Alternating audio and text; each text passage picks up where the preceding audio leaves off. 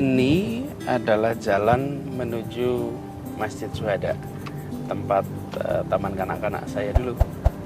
Persis di samping Masjid Syuhada ini kelihatan di bawah itu adalah Kali Code, sungai Code yang membelah tengah kota Jogja.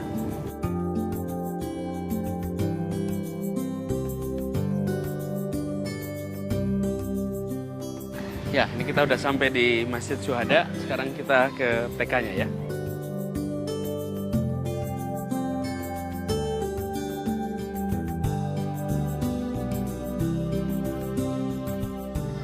Dulu tempat ini masih masjid. Jadi taman kanak-kanaknya dahulu itu hanya di pojok di bawah. Jadi kalau bicara suasana hampir sama dengan ini. Tempat main dulu masih kebanyakan di sini. Ini kita mainnya di sini. Ini tempat kita main waktu dulu.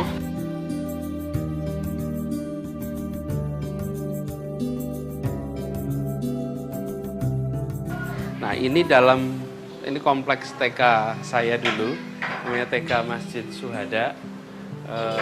Kelihatannya perabotannya memang tidak banyak yang berubah kalau lihat ini. Dan ruang kelas saya di belakang sana, di tempat yang dahulu rasanya sih cukup besar.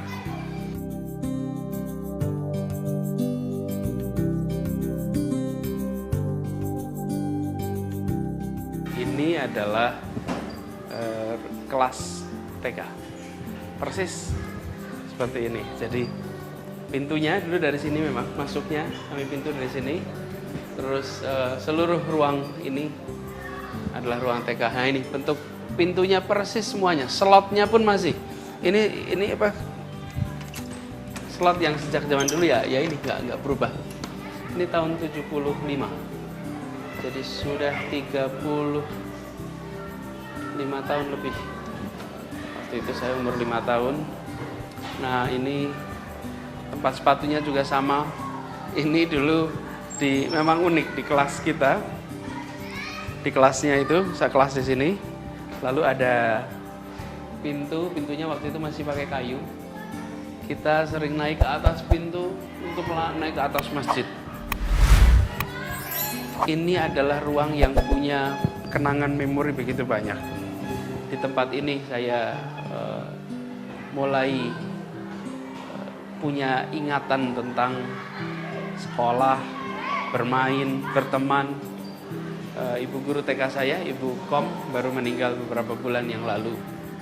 Tidak lama sebelum Merapi meletus. Oke, kita naik ke atas ya. Saya tunjukin kalau ke atas kita ke masjid.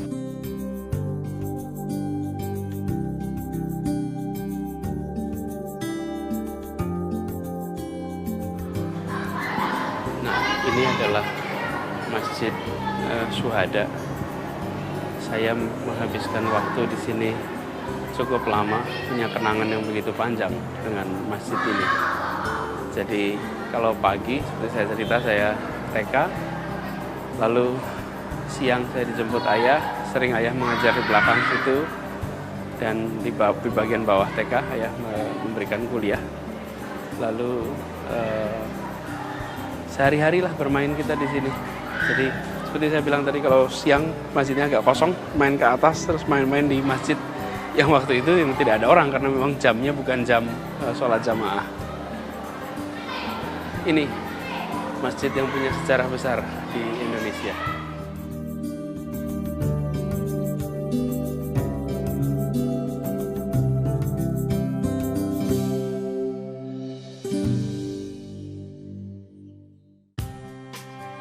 Nah, ini daerah Kridosono di Jogja. Ada lapangan sepak bola, ada kolam renang. Di lapangan sepak bola ini saya sejak SD kelas 3 atau kelas 4 itu mulai sering nonton pertandingan sepak bola di sini. Di Stadion Kridosono, waktu itu ini stadion paling besar di Jogja. Nah, terus ini persis berseberangan di stadion ini adalah SMP Negeri 5 Jogja. Nah, itu kebetulan saya dulu sekolahnya di SMP 5. enaknya kalau sekolah di situ, dahulu kita dikasih kesempatan untuk main sepak bolanya di Stadion Kridosono. Jadi kalau mau main sepak bola, kita bisa pakai latihan olahraga ya dengan sekolah itu di Stadion Kridosono.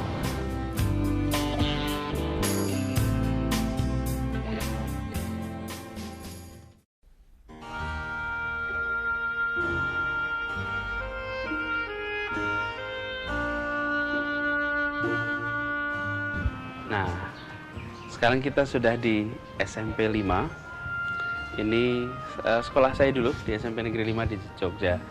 SMP 5 ini dikenal juga dengan istilah Pawitikra.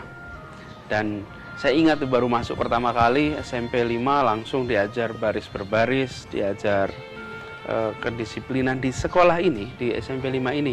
Saya belajar mulai public speaking secara rutin.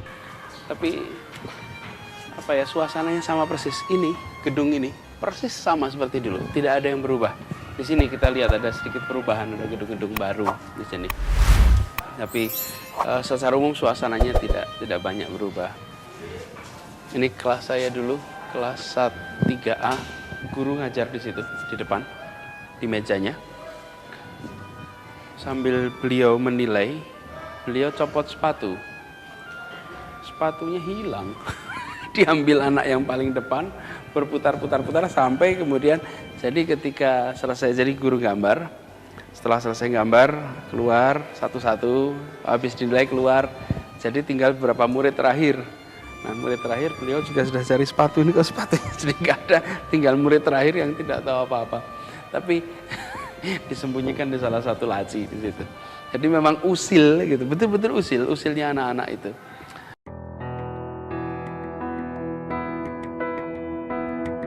Saat duduk di bangku SMA Negeri 2 Yogyakarta, Anis dikenal sebagai sosok pelajar yang dinamis. Anis terlibat di berbagai kegiatan sekolah pada waktu itu. Anis bahkan pernah menjadi ketua OSIS se-Indonesia ketika ia mengikuti pelatihan kepemimpinan di Jakarta. Ia menjadi ketua untuk 300 delegasi SMA-SMA se-Indonesia. Saat itu Anis baru berada di bangku kelas 1. Di mata teman-temannya, Anis dikenal sebagai sosok yang pintar, hangat, aktif, namun tetap bersahaja.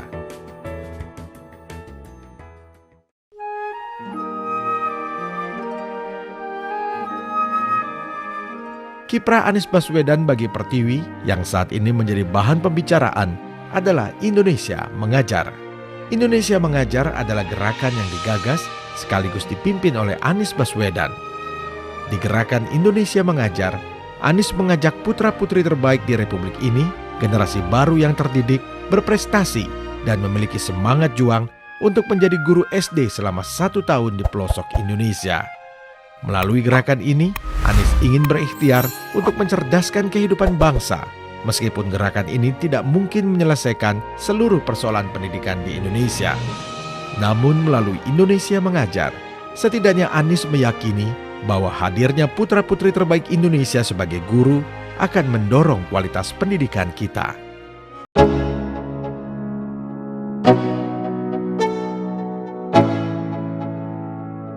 Let's go.